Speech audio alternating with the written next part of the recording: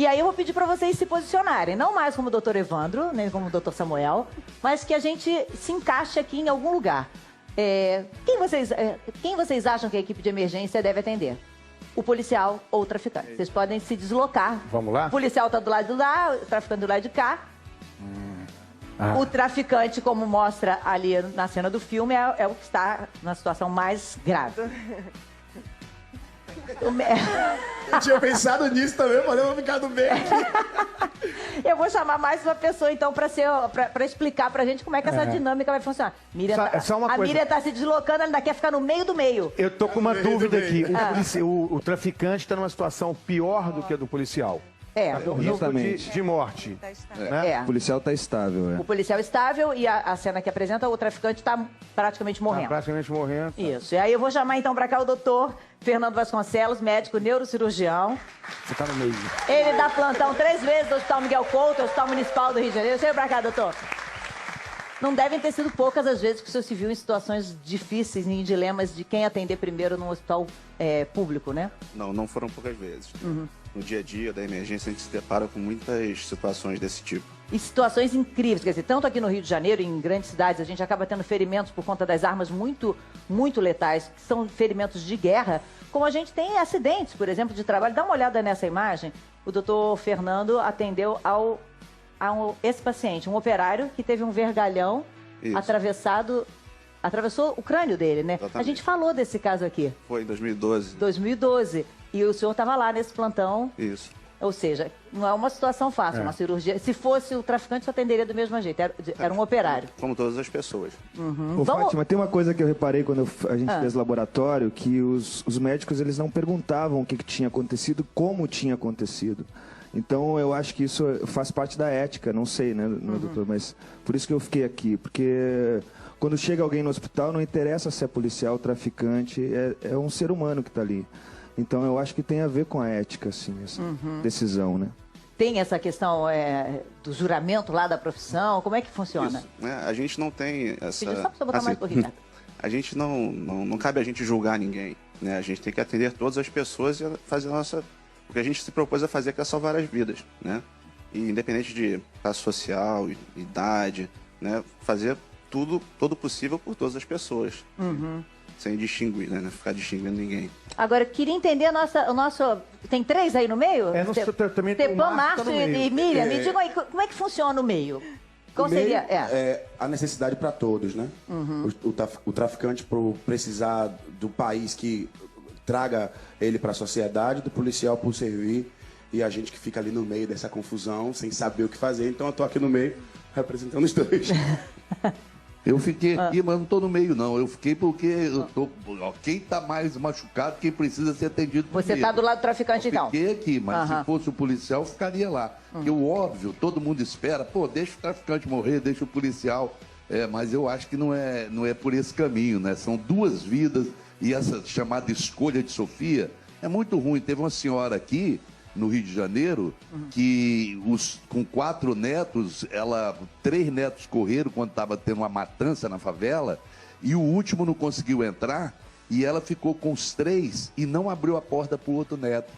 E aí entrevistaram ela falou assim, eu tive que optar, ou eu perdia um neto, ou eu perdi os 4. É uma decisão... Nossa, isso é um absurdo que a gente tem que fazer essa escolha. Como a Miriam falou, a gente hoje mesmo, com tanto noticiário, né, falando de desvio de dinheiro público, né, de pessoas, ex-governadores sendo presos por corrupção, tanta coisa acontecendo e a gente ainda tendo que ficar diante de situações como essa por falta de dinheiro, por falta de ter escolha, por falta de policiamento, né? E a gente que mora na favela, a gente sabe da dificuldade exatamente o que é isso na pele, porque não é uma coisa que a gente está vendo. Essa semana teve um amigo meu que faleceu.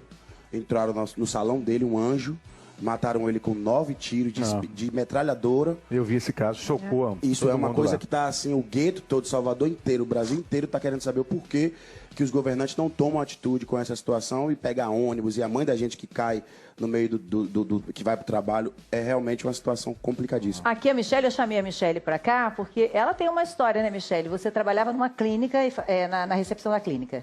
Isso, trabalhava numa clínica faz 5 anos. E a gente trabalhava à noite, não era emergência, era uma clínica particular. Porém, a gente estava dormindo, descansando, tinha um paciente que o médico estava fazendo a observação. E a gente acordou num susto com barulho de pessoas batendo na porta. E quando a gente foi olhar, eu e uma enfermeira, eram vários traficantes com armas pesadas e tinha um traficante baleado na cabeça. E eles obrigaram o médico a atender. Então, o médico desceu, foi obrigado a atender. E a gente, com medo, a gente se escondeu. E, não sei, felizmente, o bandido faleceu lá. Ou seja, não é exagero, essas coisas acontecem mesmo, né? Então aí, né? Oi, Miriam. Fátima, eu não fiquei no meio, um pouco parecido com o Stefan. Mas eu mostrei o meu dilema, que eu acho que eu teria como... Eu fiz faculdade, entrei na faculdade de medicina e não quis ser médica. Porque eu acho que eu não teria a racionalidade, objetividade de decidir tão objetivamente nesses momentos. Eu acho que esses dilemas de vida e morte você tem que ter muita racionalidade e muita objetividade. Eu acho que eu não conseguiria. Então, eu quis mostrar que eu teria muitos dilemas e, por isso, eu não seria uma boa médica. Ainda bem que eu não sou, né? Na hora é muito mais objetiva a coisa. E o que acontece? Você segue protocolos mundialmente conhecidos e aceitos, né? Para você fazer uma estratificação de risco do paciente.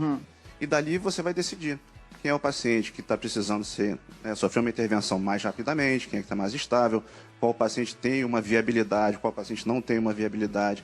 Independente disso, né, você vai manejando os pacientes, né, conforme a... Mas numa correria, estou aqui no lado do policial pelo seguinte, estou imaginando a cena, numa correria no hospital público com um ambiente de guerra, né, com trânsito violento, violência urbana também. Aí chega um policial e um traficante. Eu vou direto para o homem da farda para...